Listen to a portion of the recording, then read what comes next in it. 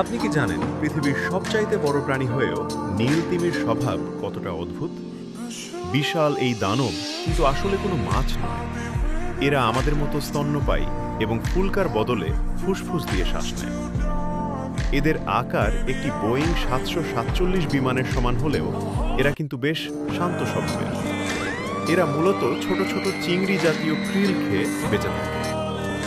তিমিরা একে অপরের সাথে কথা বলার জন্য অদ্ভুত এক গান গায়, যা শত মাইল দূর থেকেও শোনা যায়।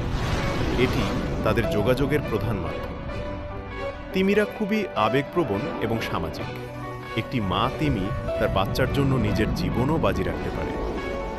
প্রকৃতির এই রহস্যময় এবং শান্ত দানবকে রক্ষা করা আমাদের দায়িত্ব, কারণ সমুদ্রের ভারসাম্য রক্ষায় এদের ভূমিকা অপরিসীম।